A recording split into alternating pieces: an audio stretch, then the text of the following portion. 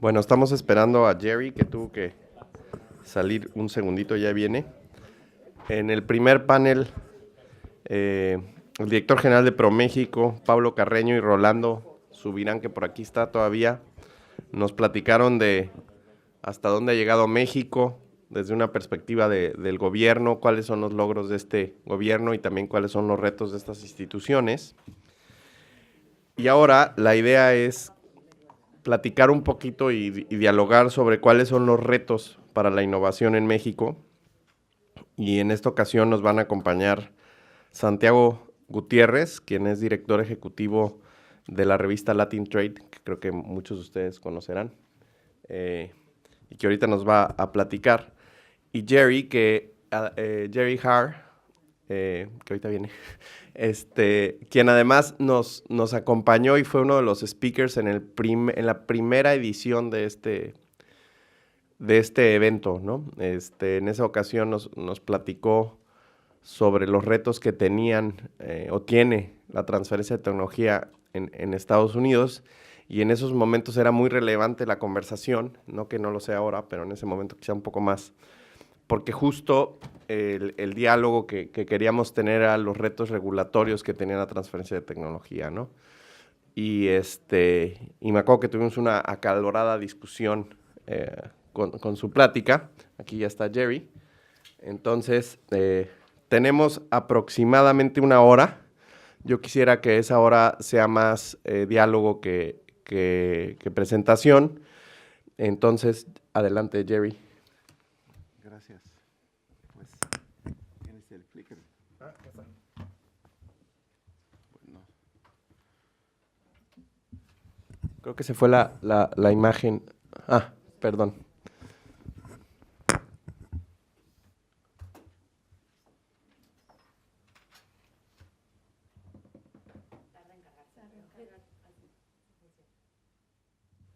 Shall I sing? Would you like to hear a song? Las Mañanitas? No? Okay. Well, good morning, everybody. Thank you very much, Duncan and others, for the invitation to be here with you. I'll probably move from English to Spanish back and forth. I didn't know my presentation is in English. I really enjoyed the other two speakers. Rolando's presentation is similar to what I'm going to give, and I want to thank also Alberto for his support and for being involved with the Mexico Institute. This is a wonderful program. I've had the privilege of speaking here before, and again, I enjoyed the sessions very much. So, I really like this quote about innovation is a capricho de una élite antes de que se convierte en una necesidad del público, by one of my favorite economists, so I guess you know ideologically where I'm coming from, but we can all be forgiven, right, I guess. Anyway, moving right along here, I want to talk about the challenges to Mexico. I'm thinking of Charles Dickens's novel, El Cuento sobre dos ciudades. It's a tale of two cities. And although I'm very positive about Mexico and innovation, I don't look at the country through rose-colored glasses. And I think Rolando certainly zeroed in on some of the challenges that remain, the shortcomings, and some of those challenges have been with us for the last 5 to 10 years. But at the end of the day, there's more positive movement than there is negative movement. So if we take a look at this chart, for example, for a minute, you can see that we have right over here the Global Innovation Index. This is not working up there.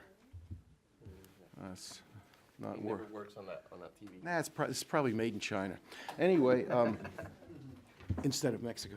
So we see with the Global Innovation Index, no question, Mexico should be in the top 40. I spent a lot of time there. I've seen some of the universities close up. I've been doing research on Mexico for the last 20 or 30 years. But the Global Innovation Index, Mexico should be in the top 40. But celebrate this. Mexico does better than Brazil, Colombia, and Argentina in the area of innovation.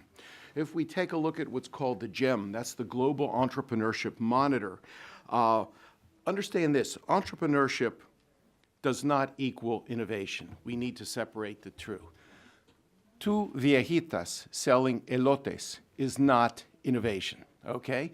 That may not even be entrepreneurship because they're not doing anything different, cutting edge with a passion to expand their little stall, their little kiosco where they're selling the elotes near the Zocalo. That's not it at all. If we take a look at, but Mexico is a hotbed of innovation, and the number of entrepreneurs doubled from 2010 to 2015. So things are moving in the right direction in that regard. If we take a look at another indicator, the doing business, Mexico is #1 overall in terms of doing business in Latin America. Especially where it's improved tremendously is in the area of access to credit. Credit, that's always been el cuello de la botella. You've got some dynamic individuals who want to move forward. They can't get credit. They approach bankers, and you know, the only thing that bankers know how to do is go have lunch and say no to a loan request. So this is definitely where we're seeing some advance. Worldwide, Mexico should be doing better. It's the 13th largest country in the world, but it ranks number 49 for doing business. Should be doing better. Something else, another indicator important, the World Intellectual Property Organization. Mexico, 32 in patents, 17 in trademarks, 32 in industrial design. That's very respectable, but still Mexico could be doing better given the talent it has. If we take a look at national R&D intensity, again, I'm focusing on the innovation challenges, not the entrepreneurship challenges. R&D intensity, that's the expenditures by a firm on research and development divided by the firm's sales. You'll note from the chart that Mexico ranks 48th out of 190. It performs below the Latin American average. Brazil is the only Latin American country performing above the average, so R&D intensity is a problem over there. If we take a look at innovation challenges, here's the good news, and both previous speakers were focusing on that as well, and that is in the area of clusters and startups. You've got a university system in Mexico that is fueling science, technology, and the engineering needs of competitive industries.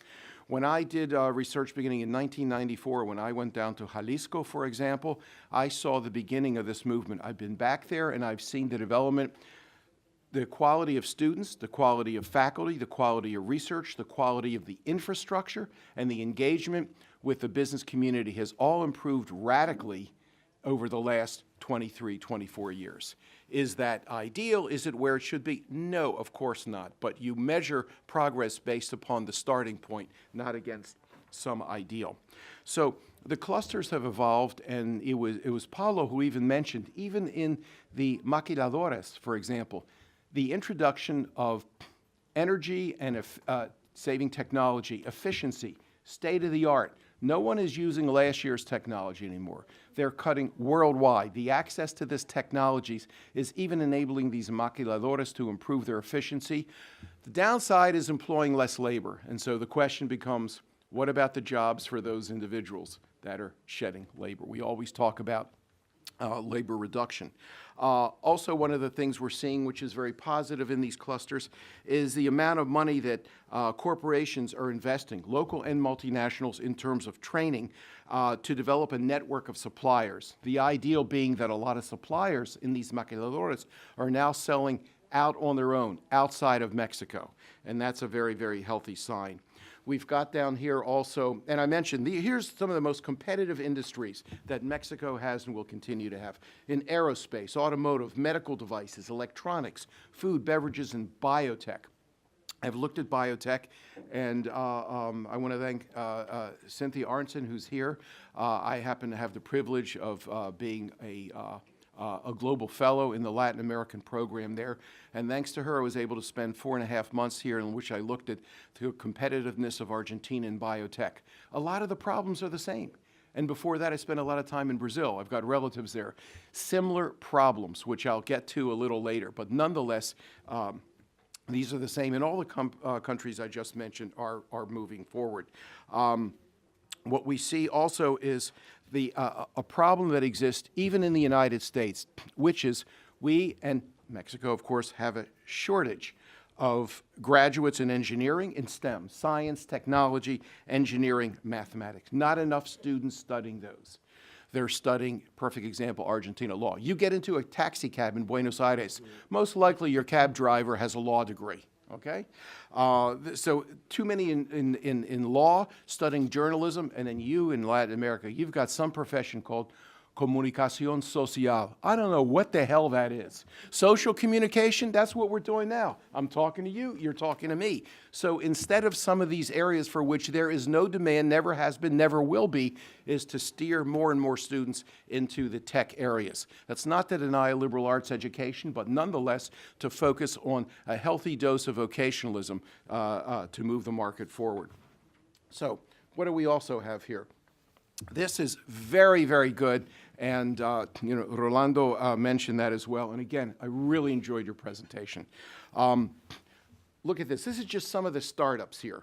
You've now got a system in Mexico. When I started researching in Mexico, this didn't exist, of incubators, accelerators, innovation hubs, and events, and also crowdsourcing. Now, you'll be furnished a copy of the entire presentation. I have notes embedded in this as well. So I just want to move through this rapidly, give my good colleague an opportunity and to engage you in Q&A in this regard. Here's some of the companies that I was identified that just for this coming year are going to have great traction in Mexico in terms of innovation startups. Caxan for video games, Cubo Financiero, Ping Stamp, WePow. These are firms that are fomenting a competitiveness among the startup community that when they gain traction, they're going to be eventually producing the economic multipliers of job creation, revenue generation that we want to see, and keeping these young people in Mexico rather than immigrating to the United States. Although I'm a big fan of Ludwig von Mises and Friedrich Hayek, I recognize nonetheless the important role that government can play, aggressively must play, in terms of transforming the innovation ecosystem at the federal, state, and municipal level. CONACYT has done a marvelous job, incredibly so.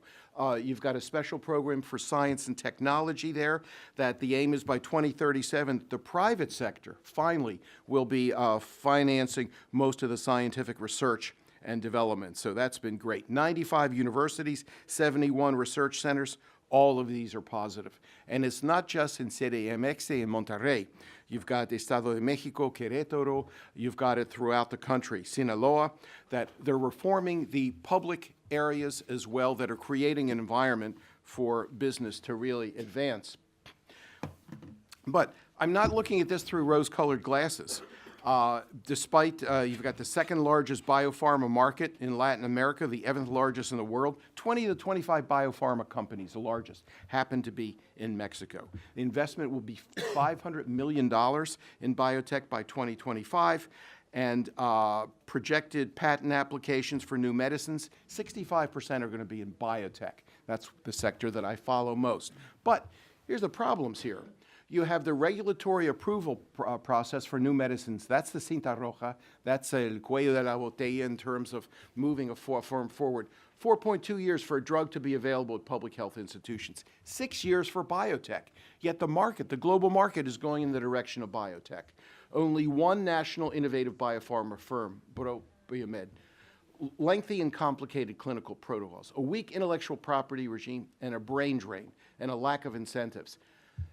The choice is Mexico's. You want to be a low-value manufacturer of medicines, or do you want to develop as an innovator? And one word about innovation before I close. I don't want to make it seem, and we shouldn't make it seem, that innovation is synonymous with high-tech. It also can be medium tech and low tech. And I think there's no better example of what I'm talking about than the fact of the tie that I'm wearing by Pineda Covalin. Cristina Pineda Ricardo Covalin, 23 years ago, founded this company. And as they said, we're not selling a product, we're selling culture. And the culture is Mexico's rich indigenous culture. They have 100 outlets around the world, 30 in Mexico. And they're innovative, not just in terms of the product. There's nothing innovative about producing a tie. There is something innovative about selling, marketing a country's culture, its brand, the same way Juan Valdez has done with coffee, the same way that Argentina has done, for example, with Malbec wine as a way of bringing attention to people. And you can see the growth of the wine tour industry in Mendoza in Argentina that relates back to people saying, hey, this Malbec's pretty good. Maybe there's some other wines there. Maybe instead of Napa Valley, we should go to Mendoza this year, near Bariloche. So this is a perfect example. What they've also done in terms of innovative is they've innovatively set up a number of centers to work with local Mexican young people in the areas of design of products. Pineda Covalin started out of producing ties and cufflinks for Volkswagen and Coca-Cola with their symbol, and they branched out from there. So if you take a look at them, this is an innovative business model. It doesn't have to involve a lot of high technology. And given, if you take a look at the Gini coefficient, there still is this large gap in Mexico between the economically active and upwardly mobile and those at the lower ends. And what innovation is saying, you don't have to have your doctorate from Stanford, MIT, or ITESM, or Caltech to be able to compete in the global economy. These are some of the challenges that Mexico's facing. Overall, I would give it a B. I think it's pretty well. So anyway, that's all I have to say on that. Go ahead. Jerry, muchas gracias. Muy interesante tu presentación. Aparte, right on time. Ahora Santiago nos va a platicar un poquito de cuáles son los retos desde el punto de vista, creo, también del sector privado. Entonces, sí. Adelante. Bueno, pues muchas gracias de nuevo a todos ustedes por dejarme estar en esta conversación. Tal vez la historia mía tiene dos mensajes. Uno es que hay oportunidades tal vez nuevas, que el campo de la innovación es amplio, tan amplio quizás como estaba mencionando Jerry, pero es un poco un campo minado porque a veces uno se vuelve un poco esclavo de los clichés.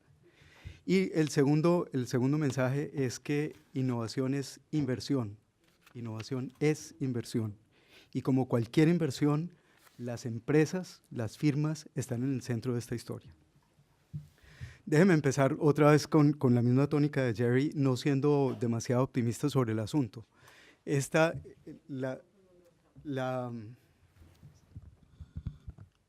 Creo que no voy a poder mostrar esto. There.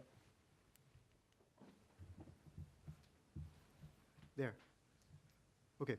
Bueno, esta primera gráfica muestra la productividad de los últimos 15 años. No es una cosa de ayer, no es una cosa de hace 2 años. Es la productividad en los últimos 15 años por regiones del mundo. Y la línea roja es México. México tiene una situación de productividad tan dramática como la de América Latina, que es la línea que sigue inmediatamente hacia abajo. Tenemos un problema de productividad y no tener productividad tiene, como ya lo vimos en las presentaciones anteriores, el gran lío de que la productividad es el gran motor del crecimiento de largo plazo. Si no tenemos productividad no vamos a tener crecimiento en el largo plazo, no hablemos de desarrollo. Pero, ¿por qué es que no tenemos o cómo ata uno la innovación con la productividad? El cambio en la forma de hacer las cosas, el cambio en la manera en que se amasa los insumos, en que se combinan los insumos, eso es productividad. La forma en que se cambia eso es innovación. Entonces, quizás lo que nosotros tenemos que preguntarnos es, bueno, ¿qué tan lejos estamos de ser innovadores, tan fuertemente innovadores como tenemos que serlo para salir de esta trampa de la falta de productividad? Quizás una respuesta fácil es adoptemos tecnología y sobre todo tecnologías de información. No es tan claro. El gráfico, este gráfico de arriba muestra la adopción de tecnología durante los últimos 15 años en América Latina. Y lo que hay es una adopción masiva de tecnologías de información en América Latina. Y sin embargo, como se ve en el gráfico de abajo, esa llegada masiva de tecnologías de información no se ha traducido en crecimiento. Ahí están datos de sectores mexicanos.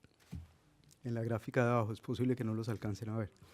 Pero lo que es más o menos claro, y hay un consenso, digamos, entre los economistas, Banco Mundial y algunos otros lados, es que al lado de la adopción de tecnología de información usted necesita tener activos complementarios, como una fuerza de trabajo calificada, como infraestructura mejor y sobre todo y por encima de todo una mejor organización en las empresas. Es donde empiezan a funcionar, donde empiezan a aparecer los empresarios, las empresas.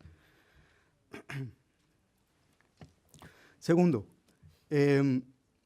nosotros posiblemente no gastamos mucho en innovación y desarrollo, pero es que muchas veces la innovación y desarrollo es solamente, más bien, la innovación y desarrollo es absolutamente crucial cuando usted está en energía, en farma, en minería, en petróleo, sin duda.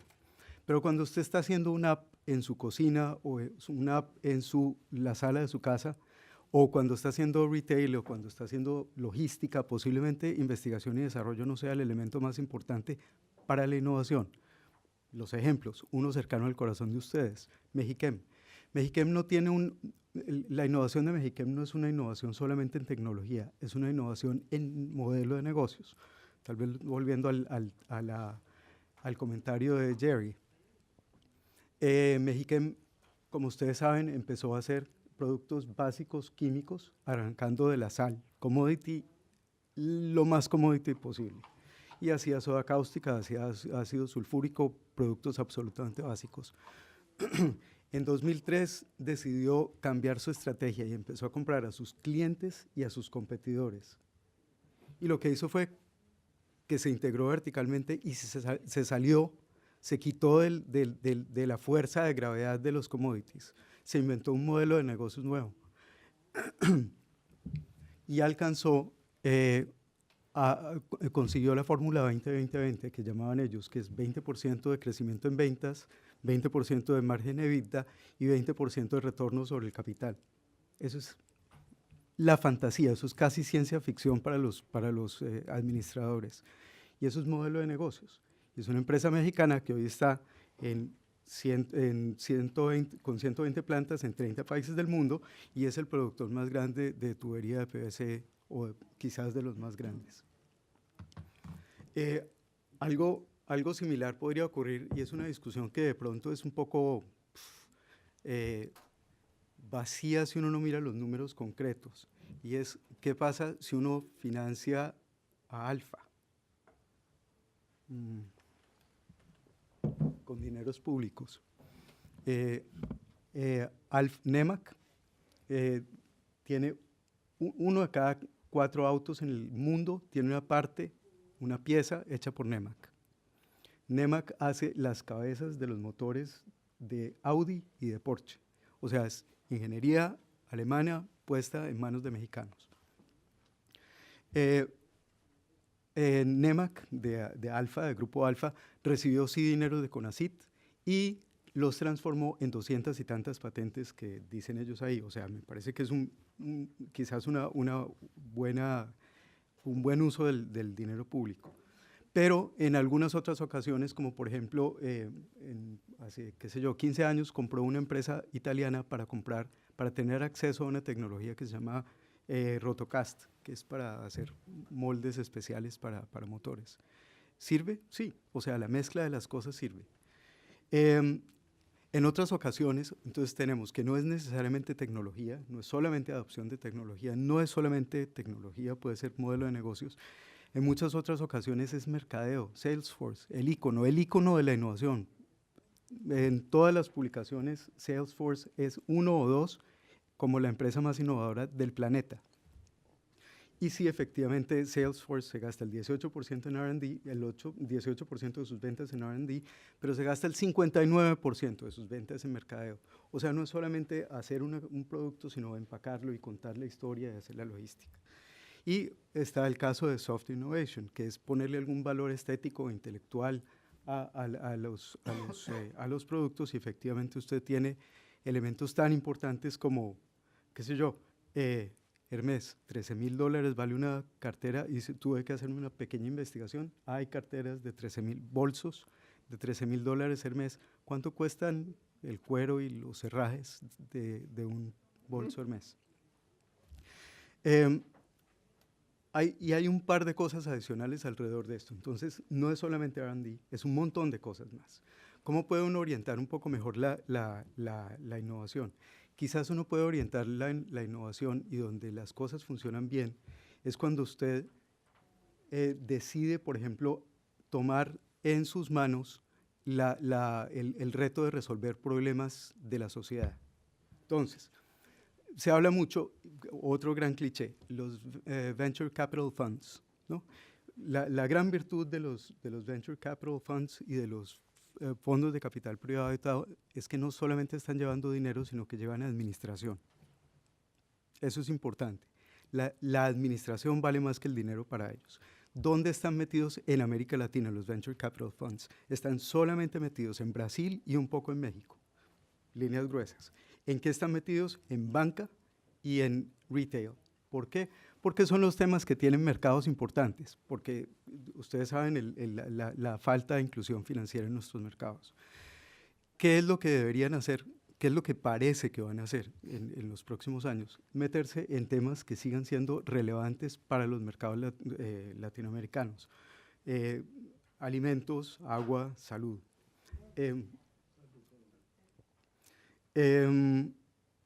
Y eso es un tema. Entonces, quizás uno podría pensar, como está en este gráfico de ahí, ustedes recuerdan, pues lo saben muy bien, México es el 10º emisor más grande de gases de efecto invernadero en el planeta. Ahí está el dibujito. Claro, lejísimos de China. Dinamarca, 5 millones y tantos de habitantes, pequeño estado mexicano quizás. Es el mayor vendedor de tecnología para control de gases, de emisión de gases de efecto invernadero de China. Entonces, si usted diseña una cosa que es para su propio beneficio, tiene mercado como el de la línea que está ahí. Y el último tema alrededor de esto, digamos, como del espectro de actividades que se pueden usar para innovación, es una de las que realmente nos tenemos que salir. Jagdish Bhagwati, un economista, profesor de la Universidad de Columbia, decía hace, qué sé yo, 20 años, que hay unas actividades que él llama DUP. DUP es bobo, ¿no? Es simplón, es bobo. Y es el acrónimo, digamos, de actividades directamente improductivas, que son actividades que no generan PIB, que usan recursos reales pero no generan PIB. Ejemplos: la evasión de impuestos. Ejemplos: el lobby para aumentar un arancel. Ejemplo: la corrupción, que es simplemente una transferencia de recursos de un lado a otro. Ejemplo: tenemos los que ustedes quieran, pero el asunto es que usted tiene ejércitos de abogados, ejércitos de contadores haciendo cosas que no aumentan el PIB. Es muy posible que nadie haya conocido, hay gente que sin duda no conoció a los operadores de los ascensores, a los ascensoristas. Eso es, ¿qué tanto PIB le agrega un ascensorista? Bueno, es más o menos como poner a los abogados y a los contadores a hacer tarea de ascensorista. Dos últimos puntos para terminar. Resumen: usted tiene opciones distintas para innovar. Innovación está bien, es R&D, pero es mucho más que eso. Segunda historia, y aquí es donde va el punto crucial de lo que yo he estado haciendo en estos días, de preguntarle a la gente por qué es que no hay innovación en América Latina. La gran respuesta, CEOs, presidentes, gerentes, como lo quieran llamar. El asunto es, ellos son el freno y el motor y el turbocargador de la innovación. Punto. Si usted no tiene el presidente de una compañía metido en el tema de innovación, entendiendo el tema de innovación, no hay innovación. Punto. ¿Qué tienen que saber estos señores? Le pregunté a historiadores del Smithsonian, profesores, CEOs, gente de recursos humanos, y creo que más o menos el consenso, si no estoy muy lejos, es, claro, tienen que saber de tecnología. Le pregunté a Tequis, y hay comentarios, desde comentarios amables de, oye, ellos no saben mucho, hasta ofensivos. Los tipos son unos animales, absolutamente. O sea, en tecnología tienen que saber, tienen que aprender, para entender cuál es el enfoque que deben tener en su empresa. Y segundo, y es todavía más importante, no tienen prácticas disciplinadas de administración, en particular de desempeño, seguir el desempeño. Ese es el gran problema de las empresas latinoamericanas. Cliché, es que lo que pasa es que las empresas latinoamericanas tienen fear of failure. Las empresas latinoamericanas fallan todos los días, todos los días. Un ejemplo, 45 minutos y 3 páginas firmadas para comprar en una oficina de Telefónica en Bogotá una SIM card. Un ejemplo, 2 billones de dólares de sobrecostos y 2 años de atraso para hacer la expansión del Canal de Panamá. Todos sabemos qué más ejemplos hay. Nosotros lo que tenemos que hacer, tenemos que cambiar el susto, tenemos que sí asustarnos, pero asustarnos los emprendedores latinoamericanos o la gente que quiere ver innovación en América Latina. En este sentido, lo que hay que tener es disciplina, método y ejecución. La gente que lo hace bien no lo hace como digamos, no te preocupes, falla, no hay lío, sino que hacen un método y lo tienen bien diseñado y bien armado. Uno entiende que ese tipo de clichés funciona muy bien cuando uno le está tratando de decir a un ingeniero alemán, oye, tranquilo, pues tú puedes fallar. Pero ese es un cuento que no nos podemos contar a nuestros gerentes en Bogotá. Es un asunto peligrosísimo. Un buen ejemplo, a pocos kilómetros de acá, AES. AES es la mayor generadora una de las mayores generadoras de energía de las Américas. Los señores empezaron en 1981 con 9 personas. Hoy tienen 19,000 empleados. Están en todos los países de América Latina, no, en muchos países de América Latina, generan el 50% de sus ingresos de América Latina. Se parece a una multilatina. Está basada acá, pero se parece mucho a una multilatina. Los señores no tienen una oficina estilo Google. No hay beanbags, sino comen paleta a las 5 de la tarde y no hay popcorn en ningún lado. Estos señores, desde el chairman del consejo de dirección hasta el operario de no sé dónde en Chile, están metidos en el tema de innovación con un método absolutamente claro. Los resultados, yo no los puedo, pues no hay tiempo para contarles, pero sin duda son espectaculares. Solo uno, son los líderes en la tecnología de almacenamiento en baterías de litio. ¿Con quién compiten? Con Tesla. ¿Quién es Tesla? Es, para los que les gustan los rankings, primero, segundo, tercero, el más innovador del mundo. Y la última consideración de todas, familias. Nosotros no estamos en economías en América Latina, no estamos en una economía donde hay empresas públicas. Este dato es de KPMG, pensaría uno que está bien. El 90% de las empresas que se negocian en bolsa en México son controladas por familias. Las familias en nuestros países ponen las peleas de primos por encima del interés de crecimiento de las empresas. Muchas veces actúan como inversionistas financieros y no como dueños de empresas. Muchas veces les cuesta trabajo tener administradores profesionales. Hay una historia brutal que les podría contar después sobre eso. No tienen elementos de cultura corporativa, no tienen juntas de dirección diversas, no tienen directores independientes y solamente, dato para México, el 21% de las empresas familiares tienen de hecho una junta de dirección. ¿Qué hay que hacer con ellos? Consenso más o menos general, hay que educarlos en tecnología y en administración. Y último elemento, hay que asegurarse, y eso es política pública 101, hay que asegurarse de que los empresarios familiares tengan que desarrollar ganas de innovar. O sea, La historia de los empresarios pequeños, de los startups, está bien, pero cuando usted tiene, con los números que acaban de dar, al 70% del valor agregado de las empresas generada por empresas grandes, preocúpese por entusiasmar a los que hacen este tipo de cosas, porque ahí está el crecimiento.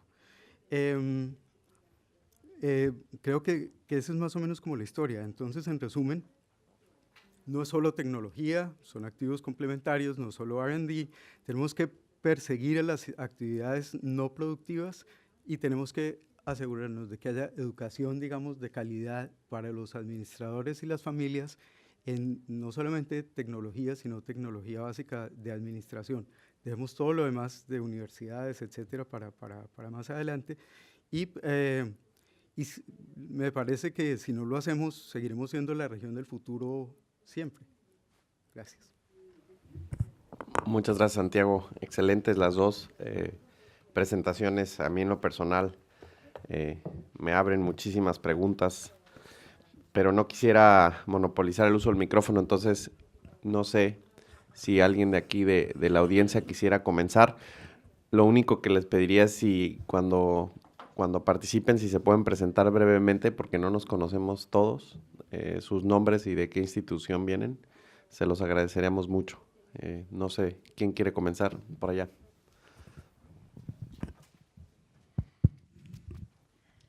Gracias. Mi nombre es Tania Arguijo, soy diputada federal por Nuevo León, en México. Y agradezco nuevamente la invitación, vine el año antepasado en Boston, muy nutritiva todo el programa y hoy no es la excepción. Escuché ya la ponencia anterior, escuché esta y nada más, bueno, quiero abrir rápido, mencionaban que no hay que politizar, sí, es cierto, sin embargo, claro que es político este asunto, aunque no lo querramos hacer, sí es político porque finalmente somos los que tomamos las decisiones, somos los que le estamos dando la dirección a favor o en contra a México, entonces sí es político y sí tenemos que pensar quién va a tomar el gobierno en julio, o sea, finalmente sí lo es. Bueno, yo quiero comenzar rápido diciendo que sí es un problema de la innovación. Yo estoy en la Comisión de Ciencia y Tecnología y cada vez que votamos el presupuesto, una servidora propone aumentar el PIB para ciencia, tecnología e innovación y se impone la mayoría y votan en contra. Decía un diputado, es que esto es un tema noble, entonces no tiene nadie por qué verlo mal o ir en contra de esto. Pues por supuesto que es un tema bastante noble, sin embargo, a la hora de la práctica sucede otra cosa. Mencionaban también de la inversión extranjera en México, los pros y contras, y la verdad es que yo soy una de las personas que está totalmente en contra. NEMAC es una empresa que está en García, Nuevo León, mis papás viven ahí y ya cobraron las primeras vidas, esa empresa que contamina a diestra y siniestra. O sea, uno habla de cómo ellos vienen y se posan al país y ya, ¿cómo lo explico?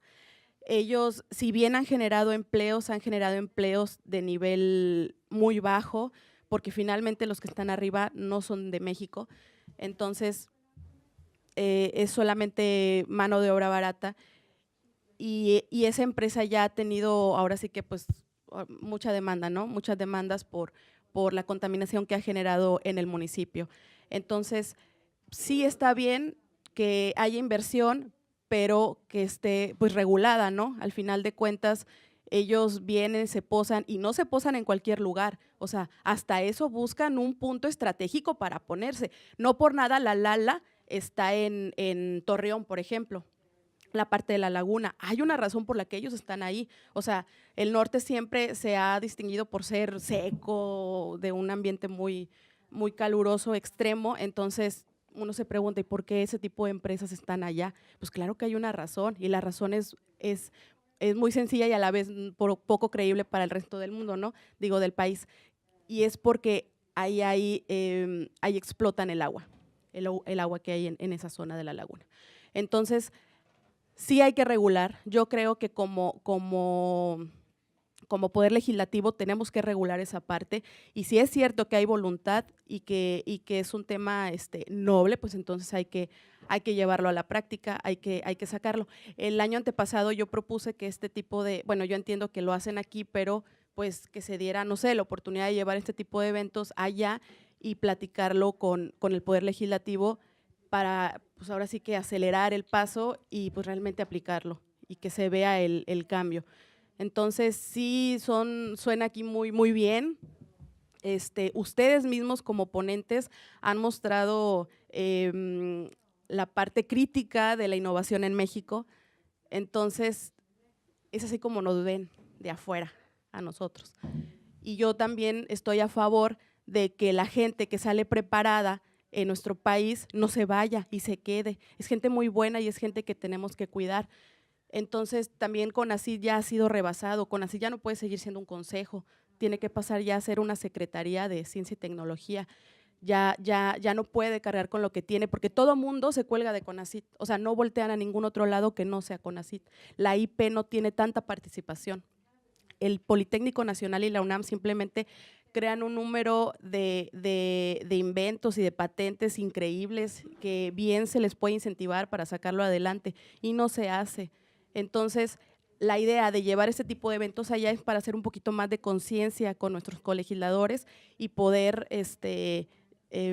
sacar más iniciativas y más política pública en beneficio del país en estos temas. Muchas gracias. Muchas gracias. El senador Robles. Sí, pues agradecerle a Santiago, a Jerry otra vez la presentación. Evidentemente coincidimos en que hay avance, lento para nosotros, porque como se dice, lo que veías tú, Jerry, hace años, pues no es comparado en nada con lo que hoy se ve, pero vamos lento, pero hay avances sin duda alguna. Organismos internacionales, no gubernamentales reconocen, por ejemplo, lo que hicimos en el Congreso mexicano en materia de telecomunicaciones. Ya se habló de la ley financiera tecnológica, el registro de patentes, que es una opción, las zonas económicas especiales, que yo tengo un gran interés porque soy presidente también de la Comisión Especial de las Zonas Económicas Especiales, como que los beneficios que pudiese generar de manera impositiva, los beneficios fiscales, podrían generar en ese territorio avances muy importantes. Insisto, parte del terreno está, o del reto está en el terreno legislativo. Y bueno, del CONACYT, no solamente quisiera pedirles a ustedes la opinión, sino también al senador Romero Hicks, porque él estuvo allá al frente de esa institución. 2018 vamos a tener prácticamente los mismos ingresos, recursos, presupuesto que en el 2017, pero hay que recordar que en aquel año hubo una grave reducción. Entonces, ahí necesitamos aplicarnos para que no vayamos a estar cayendo en esos errores. Y yo con todo este contexto les quiero preguntar, porque efectivamente a veces no solo es cuestión de gastar más, sino de gastar mejor. Y a ambos les quisiera yo preguntar en qué rubros específicos creen ustedes que debiese focalizarse el presupuesto para la innovación en México, si estuviera en manos de ustedes. Definir la agenda en materia de innovación, ¿cuáles son los 3 aspectos que podrían proponernos? ¿Quién quiere comenzar? Santiago, adelante. También comentando la participación, si se puede, de la diputada. Hola. Sí, muchas gracias por los comentarios. Quizás, bueno, el tema de NEMA, que es… sí, podríamos conversar de… NEMA, que es mexicana, pero de todas maneras, pues lo podríamos conversar después. Creo que hay toda clase de posibilidades de avanzar sobre ese tema. Sobre qué se podría hacer en México y para el efecto, pues digamos, como en América Latina. Hay una cosa que es bastante provocadora, tal vez, y es ¿qué pasa si desde el gobierno o desde el legislativo se le pone una misión a la actividad de innovación? Vamos a llevar al hombre a la luna. Caso concreto es vamos a hacer la bomba atómica, eso no es ciencia ficción, eso pasó. Un gobierno dijo vamos a hacer la bomba atómica y trajeron la mejor gente posible en un trabajo secreto, hicieron una cosa y ganaron una guerra. Eso pasa y funciona bien. Cuando la misión es buena, tanto mejor. Entonces vamos a reducir, no sé, la pobreza extrema. Yo creo que sobre eso no habría ninguna discusión. Todos estaríamos de acuerdo en que es una gestión noble, ¿no? Vamos a reducir el hambre o no sé, o la mortalidad infantil en tanto tiempo. Eso es aplicar un poco como el tema de innovación a una realidad social. Eso se puede hacer desde el gobierno. La segunda cosa es que efectivamente los gobiernos tienen la posibilidad de quitarle el techo de país a la innovación. Pero de eso, digamos, ya se ha hablado mucho. Estar en Venezuela es distinto a estar en México, ¿no? Es decir, hay un efecto país. O sea, hay realmente líos que son absolutamente determinados por la geografía o por la política de cada país. Entonces eso, bueno, es un trabajo que funciona o que debería funcionar todos los días. Y tal vez, no sé, habría cosas como de este estilo. ¿Qué pasa si uno hace compras estatales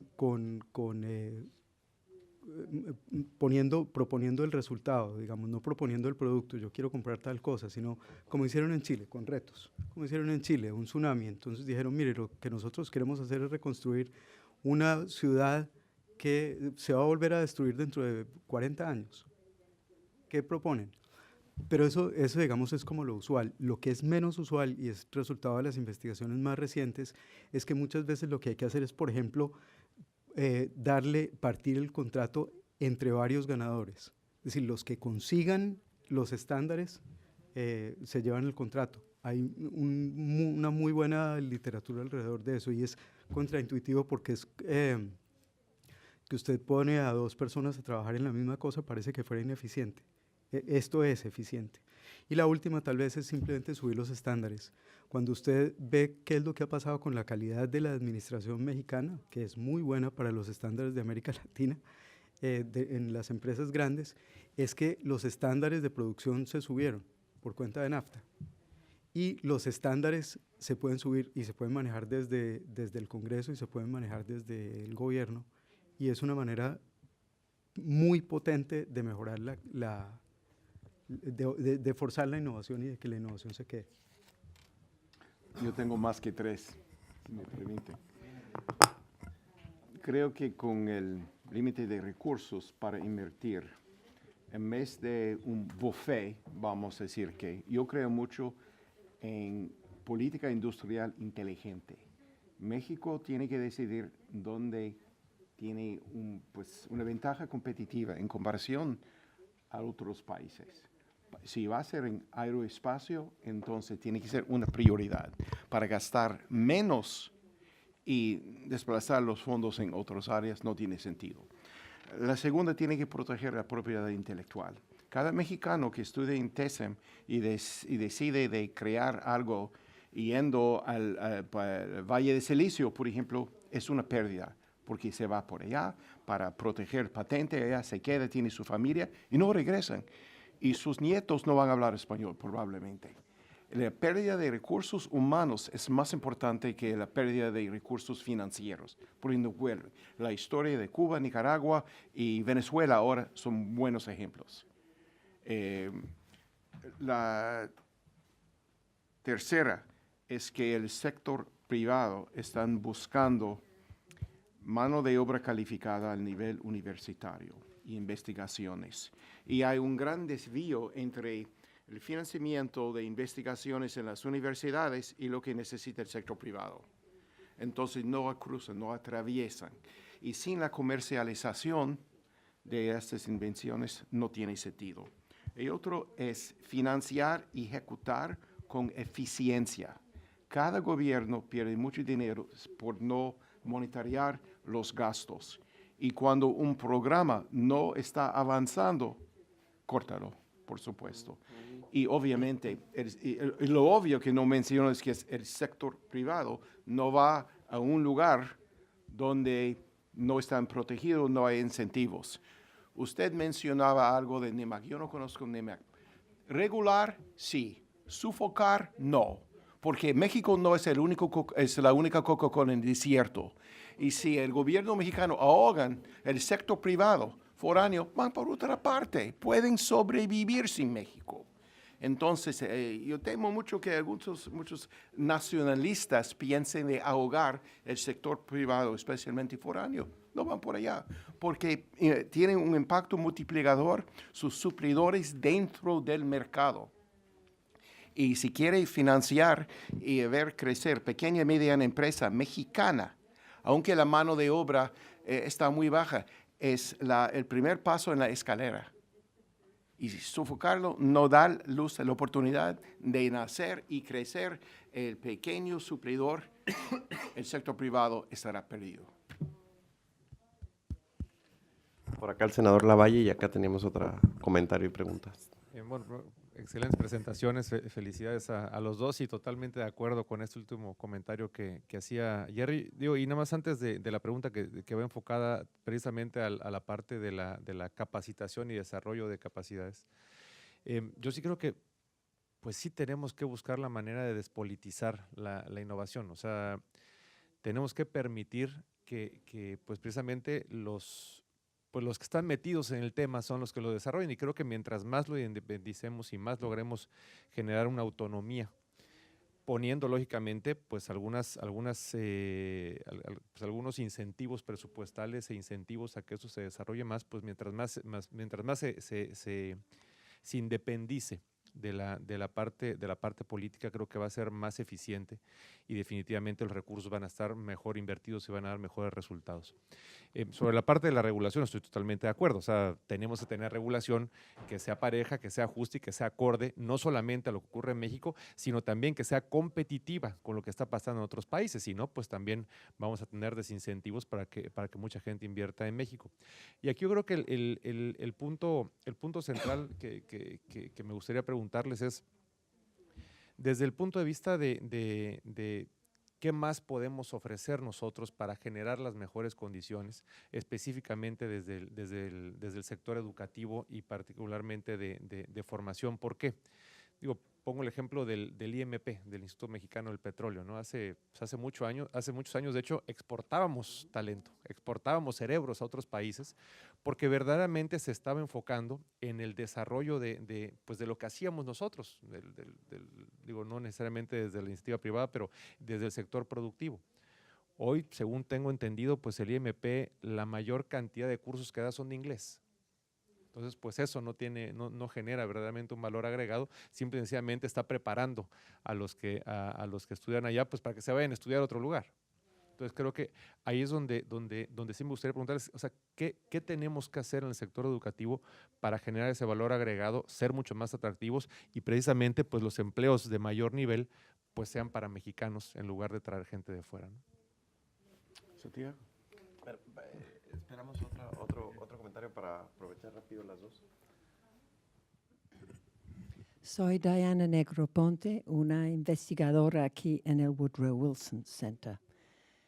I want to throw a challenge to all of you.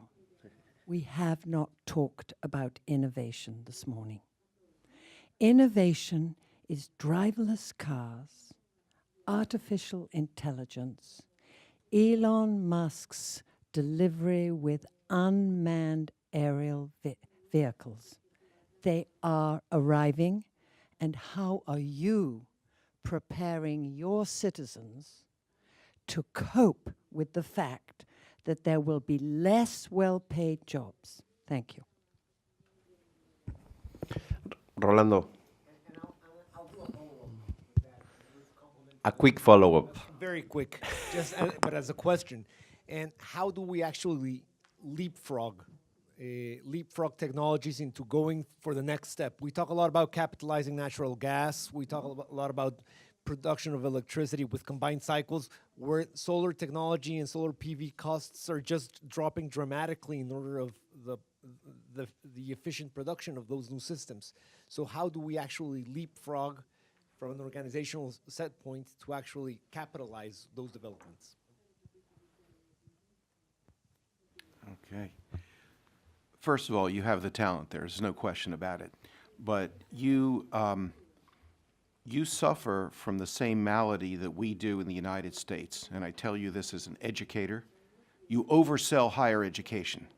For the last 50 years in the United States, the greatest demand for jobs are those with more than a high school degree and less than 4 years of college. We have denigrated as some kind of blue-collar chusma job to work in vocational education. If you're a technician, we've always looked down upon it.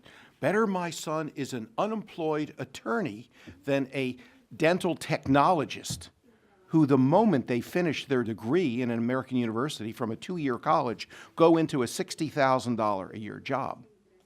Whereas that PhD in history's first question when he graduates at his first job is, would you like fries with that hamburger? I mean, this is the situation that we're dealing with, and you have done as well. UNAM, far too many students studying social communication, journalism, law, and all the rest. The demand in Mexico now and in the future is going to be for this technical education, and those technical jobs are going to be related to artificial intelligence. You don't need to have a doctorate and 7 years of experience to work in artificial intelligence, any more than any, as I mentioned, Mexico's competitiveness in automotive, aerospace, and all the rest. So an investment in post-secondary technical education and perhaps the development of an apprenticeship network will do more good for you than putting more money into liberal arts higher education. I'm not a Neanderthal, I have a liberal arts background, but I'm trying to tell you that's the way the market is going. That's where you're going to be able to compete in the future. Now, what concerns me more than anything we've said today is the one word that nobody's talked about: seguridad. That the concerns with security and the costs of violence can in fact shave almost a half a point off of GDP. And you're not going to have young people who are talented remaining in the country if they're really concerned about, and you know, I mean, Venezuela is the most egregious example of that. You can take all of Central America. Take a look at El Salvador. Rather than living El Salvador, you have a greater life expectancy being a policeman in downtown Baghdad on a Saturday night than walking the streets of El Salvador. If you don't clear that problem up, you're going to have this fuga de capital humano y inteligencia y no regresa. So I think no matter what we're talking about here with innovation, you need to focus on the basics. Good health, affordable housing, security above all. These are the, I don't care what kind of software program CEMEX is going to be developing, next generation, for example, or NEBAC. You've got to have that. We haven't discussed that, and I think that's important. And I think there isn't an executive in Mexico or the United States doing business in Mexico that would not tell you security must be a priority. Yes. Santiago, some last thoughts and reactions. Solamente una cosa muy breve, y es sobre las universidades. Es que efectivamente es difícil hacer que las universidades y las empresas, por ejemplo, que es uno de los problemas que se mencionan, que ambas coincidan porque tienen intereses divergentes y quizás, pensaría uno, deberían tenerlos. Mire, si yo tuviera dinero público, yo lo que quiero hacer con el dinero público es conseguir bienes públicos. ¿Qué es bienes públicos? Bienes públicos son patentes que no son comercializables, son posiblemente comercializables. Es generar el conocimiento que es un bien público y eso se refleja en patentes y en investigaciones que se publican. Eso es más o menos como lo que yo haría con mi plata si fuera pública. Entonces, si uno financia, digamos, a las universidades públicas, uno debería tratar de hacer eso. Segundo, las universidades públicas y privadas tienen un propósito, una tarea que se autoimponen, que es ser las mejores o lo mejor posible. ¿Eso qué quiere decir? Tienen que tener un número de citas, publicaciones en index journals y tienen que tener patentes. Entonces ellos van en ese camino, ellos van en el camino de la invención, en el camino de la generación de conocimiento, que es un bien público. Las empresas que necesitan innovación, necesitan tecnología, necesitan cosas que no sean públicas. O sea, las patentes no siempre son una gran maravilla para las empresas, es mejor el secreto. Cuando usted tiene encuestas que le preguntan a las empresas, ¿usted cómo defiende su propiedad? Las patentes aparecen como en tercer lugar. El primero es el secreto. El segundo es la velocidad con la que innovan. Si usted puede sacar la 2.0 y 3.0 antes que los que vienen detrás, está bien. ¿Para qué necesita el tema de patentes? Además de todos los líos que tiene el jurídicos, digamos, el manejo de los trolls que ustedes conocen, pues, de manejos inadecuados de patentes. Entonces, finalmente, volviendo un poco al asunto, a la sugerencia de Jerry, es quizás uno lo que tiene que hacer es universidades tan buenas como se pueda, primero, entendiendo que posiblemente si tienen fondos públicos van o deberían producir bienes públicos. Y, de otro lado, quizás endowed chairs, o sea, que las empresas se preocupen por formar a la gente y decirles, oiga, usted preocúpese, señor, en la universidad por mi problema y resuélvame mis líos, porque si no lo que va a seguir pasando es lo que pasa hoy. Cuando una empresa grande tiene un problema, va a McKinsey o a MIT. Entonces, lo que pasa es que nuestras universidades se salen del paseo del todo. Quizás esa puede ser una forma de verlo. Alberto, ¿puedo hacer un comentario? Sí. 30 seconds. 30 seconds, okay. Just un dicho por Thomas Edison. Innovation without commercialization is hallucination. 20 seconds that Jerry left out. Just to cross that, Jerry, about the value of technical education vis-a-vis the status of education in Mexico. It also has to be linked with a policy framework behind it. Because, for example, why do Germany and Switzerland, they capitalize both technical positions and 10 seconds. 4-year careers? It's because in Mexico it doesn't give you the ability to actually do a master's degree if you don't have an undergraduate degree. So jumping from a technical degree to a master's degree and getting practical experience is still an issue of regulation in Mexico. And that's a great area of Good point. we need to capitalize, no? Because that's why people go for undergraduate degrees. Good point. Bueno, muchas gracias. Como ven, ya se empezó a poner bueno. Entonces, teníamos un break de 15 minutos, pero ya lo vimos pasar nada más. Entonces, vamos a comenzar el siguiente panel. Si tienen que salir, pues háganlo rapidísimo. Y muchas gracias a Jerry, Santiago. Sé que van a estar aquí el resto del día, así que seguro hay oportunidad para conversar con ellos un poquito más. Gracias.